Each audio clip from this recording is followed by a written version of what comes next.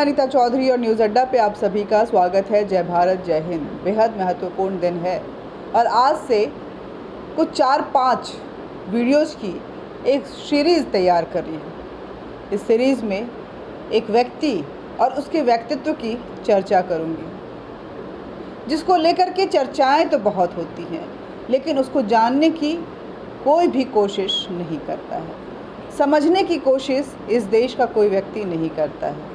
हाँ, perception, propaganda और एक कंट्रोवर्सी ज़बरदस्ती की खींचना शायद उस व्यक्ति और उस व्यक्तित्व के साथ पहले से ही जुड़ा हुआ था, जो आज तक चला आ रहा है।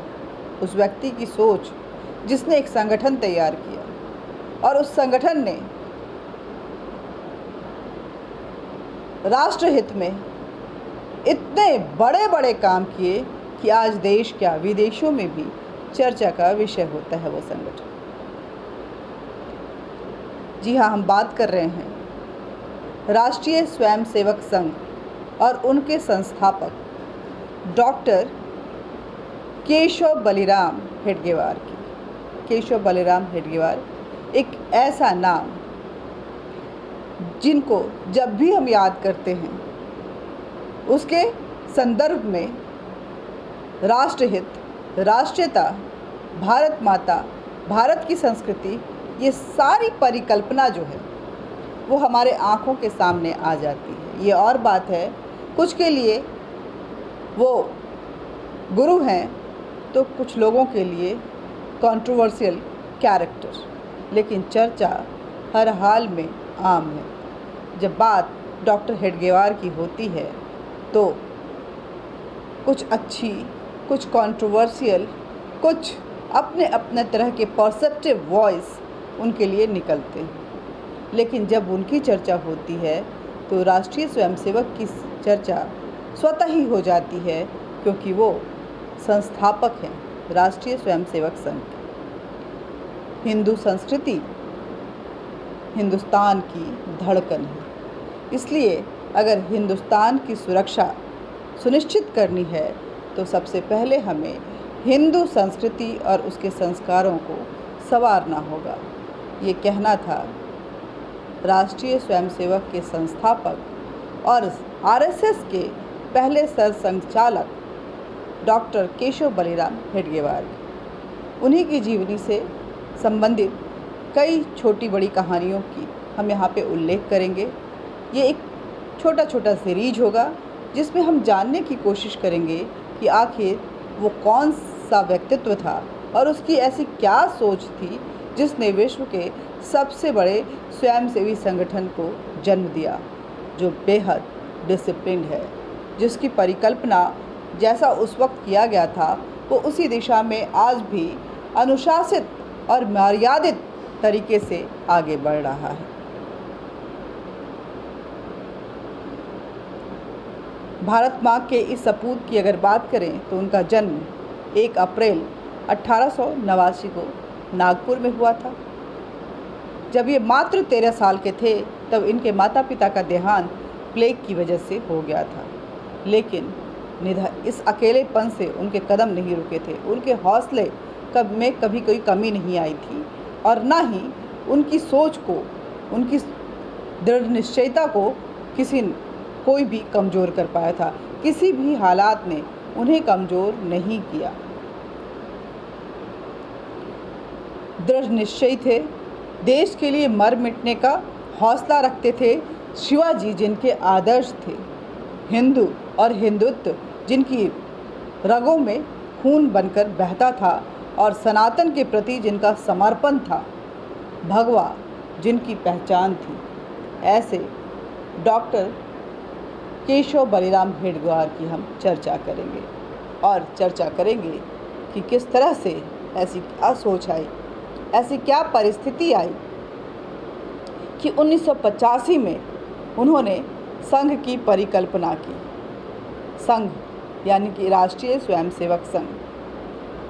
जब भी संघ की बात होती है तो कंट्रोवर्सी पता नहीं क्यों अपने आप उससे जुड़ जाता है। चलिए इसी पे चर्चा करते हैं और जानने की कोशिश करते हैं कि आखिर क्या था डॉक्टर हेडगेवार जी का व्यक्तित्व और क्या थी उनकी सोच जिसने इतने बड़े संगठन को जन्म दिया और जिसकी राष्ट्रवादी इस संगठन ने एक ऐसा आयाम कायम किया है कि जिसको छू पाना किसी के लिए भी नामुमकिन है। राष्ट्रीय स्वयंसेवक के संस्थापक एक चिकित्सक डॉक्टर केशव बलिराम हेडगेवार, जो कि मूल रूप से तेलंगाना के कांदकुर्ती गांव से संबंध रखते थे। गांव के पास ही गोदावरी, बंजारा तथा हरिद्रा नदियों का पवित्र संगम स्थल है। इस संगम का उल्लेख विभिन्न भारतीय पवित्र ग्रंथों में भी किया गया है। यह स्थान 3 भारतीय भाषाओं कन्नड़, तेलुगु और मराठी के मिलन स्थल के रूप में भी जाना जाता है। एक समय यह स्थान विद्वानों का केंद्र माना जाता था। एक समय की बात है, लेकिन अच्छे अवसरों की तलाश में कई परिवार तेलंगाना क्षेत्र को छोड़ दिए और महाराष्ट्र में वो पुनर्वास किए। उनमें से कुछ ने नागपुर को अपना अस्थायी ठिकाना बनाया,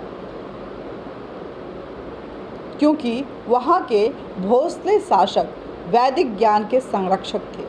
ऐसे में ब्राह्मणों के लिए जो वेद कला के निपुण थे, वैदिक ज्ञान को आगे बढ़ाना जिनका कार्य था, उन्होंने अपने लिए सबसे सुरक्षित स्थान नागपुर को ही समझा। ऐसे ही एक वैदिज्ञानिक थे नरहरि शास्त्री, जिनके पड़पोते थे बलिराम पंत हेडगेवार। वर्ष 1853 में नागपुर ब्रिटिश शासन के अधीन हो गया था। उसके पश्चात वैदिक ज्ञान पीछे छूटने लगा था, क्योंकि अंग्रेजी शिक्षा उस पर हावी होने लगी थी। अंग्रेज अपनी नीतियां बनाने लगे थे और भारतीय संस्कृति और संस्कार और शिक्षा पद्धति को कहीं न कहीं कमज़ोर कर रहे थे। इसके परिणाम स्वरूप कई विद्वान पंडिताई और पुरोहित का कार्य करने लगे ताकि अपने भरण पोषण कर सके। बलिराम पंत भी उनमें से एक थे। पंडिताई के कार्य से परिवार को ज़्यादा आय तो होता नहीं था, फिर भी बलिराम और उनकी पत्नी आत्मसंतोष का जीवन जी रहे थे। उनकी कुल 6 संतानें थीं, जिनमें से 3 पुत्र महादेव, सीताराम और केशव तथा 3 पुत्रियां सारी, राजू और रंगू थीं। केशव 5वीं संतान थे। 13 वर्ष की उम्र में केशव ने प्लेग की बीमारी में अपने माता पिता को खो दिया, परंतु विपरीत परिस्थितियों में भी किसी प्रकार वो अपनी पढ़ाई जारी रख सकें, ऐसा उन्होंने भरपूर कोशिश की और इसमें वो सफल भी हुए। उन्होंने नागपुर, यवतमाल और पुणे स्थित विभिन्न संस्थानों में अध्ययन किया और फिर राष्ट्रीय स्वतंत्रता आंदोलन में कूद पड़े।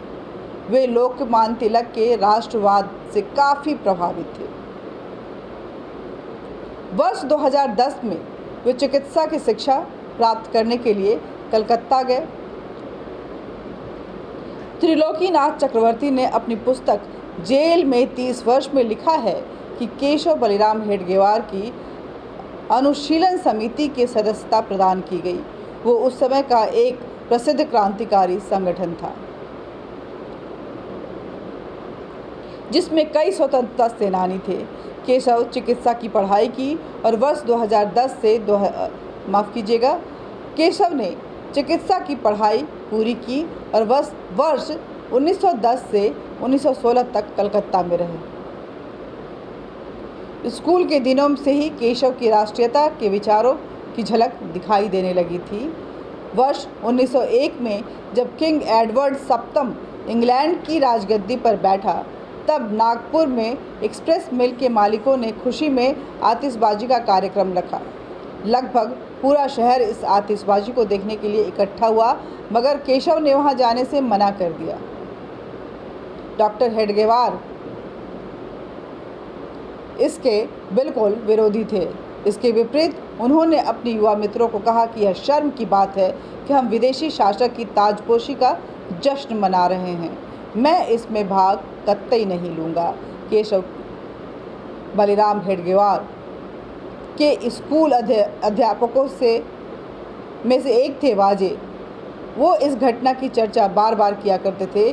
जो लगभग उन्हीं दिनों में घटित हुई थी, जिसका जिक्र कई किताबों में भी मिलता है। नागपुर के सीताबर्डी किले के ऊपर ब्रिटिश झंडा यूनियन फ्लैग फहराने की परंपरा थी। डॉक्टर हेडगेवार और उसके मित्र इस झंडे के स्थान पर अपना झंडा लहराना चाहते थे। ऐसे में उन्होंने निश्चय किया वह परिसर 24 घंटे कि ये काम वो करके रहेंगे। हालांकि वो परिसर 24 घंटे कड़ी सुरक्षा में रहता था, इसलिए केशव हेडगेवार के लिए ऐसा कर पाना इतना आसान नहीं था। डॉक्टर हेडगेवार तथा उनके मित्रों, जिनके नेतृत्व में ये कार्य आगे चल रहा था, उन्होंने ऐसा करने का निर्णय लेते हुए किले तक पहुंचने के लिए एक सुरंग बनाने का निश्चय किया और इस निर्माण कार्य को वो अंजाम देना शुरू कर दिए। एच.वी. शेषाद्री ने अपनी पुस्तक डॉक्टर हेडगेवार एक युग के निर्माता में इस पूरी घटना की चर्चा भी की है, विस्तृत वर्णन किया है इसका।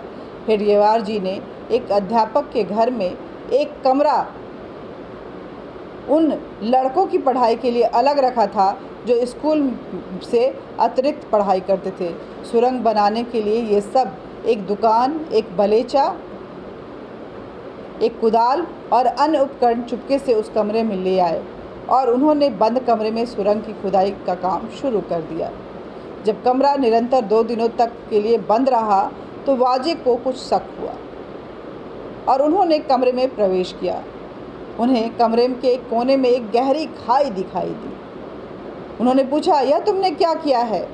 वाजे चिल्लाकर जब ये बात पूछे तो डॉक्टर केशव बलिराम हेडगेवार व उनके मित्रों ने अपना सोच उनके सामने प्रकट किया। अध्यापक वाजे ने बड़े धैर्य के साथ उन्हें समझाया कि तुम्हें इन बेवकूफ़ी भरे कृत्यों में अपना समय नहीं नष्ट करना चाहिए। लेकिन वाजे इन बच्चों के उत्कृष्ट देशभक्ति की प्रशंसा किए बिना भी नहीं रह सके, जिसके कारण उन युवा मस्तिष्कों में इस प्रकार का उद्यम करने का विचार आया था, जो अपने आप में अभूतपूर्व था, प्रशंसनीय था। अपनी मैट्रिकुलेशन की परीक्षा समाप्त करने के बाद केशव नागपुर आए। उन्होंने सार्वजनिक जीवन में स्वयं को व्यस्त कर लिया और क्रांतिकारियों के साथ वे गहरे संबंध बनाने शुरू कर दिए। सब प्रांतों में विभिन्न क्रांतिकारियों के गुप्त योजनाओं के बारे में वो पूरी जानकारी रखते थे। उनमें से ऐसे ही एक क्रांतिकारी बंगाल से थे, माधवदास सन्यासी। उन्हें एक क्रांतिकारी दल क्रांति दूत ने जापान जाने का निर्देश जारी किया।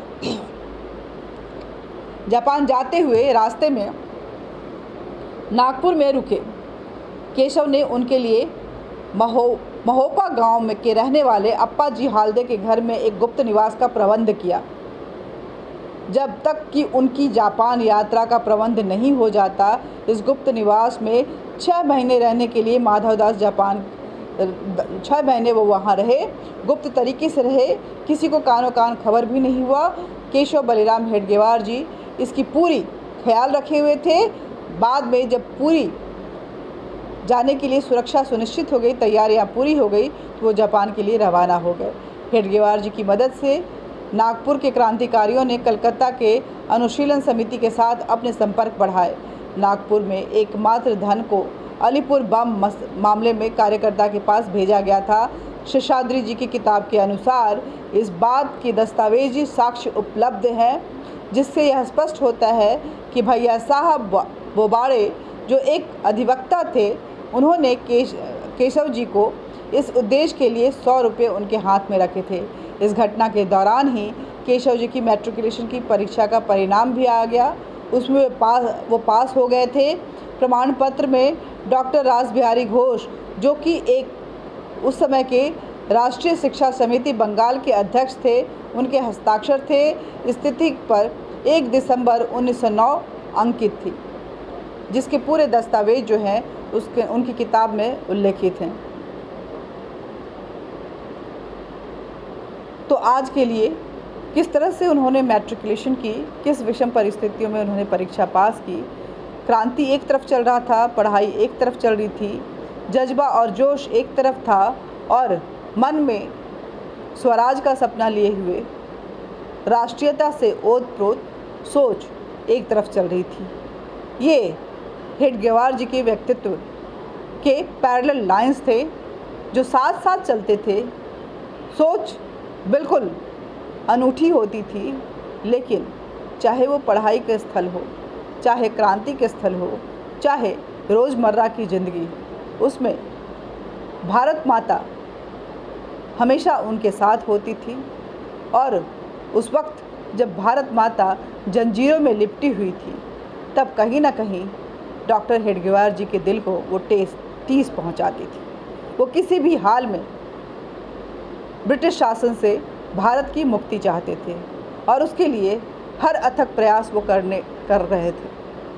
सफलता हालांकि इतनी आसान नहीं थी, रास्ते में अड़चनें बहुत ज़्यादा थी और ऐसे में आखिर किस तरह से ब्रिटिशर्स को घुटने पे लाया जाए, ये एक बहुत बड़ी चुनौती थी। लेकिन कहते हैं कि जहाँ हौसला होता है वहाँ कोई भी चीज़ नामुमकिन नहीं होती है।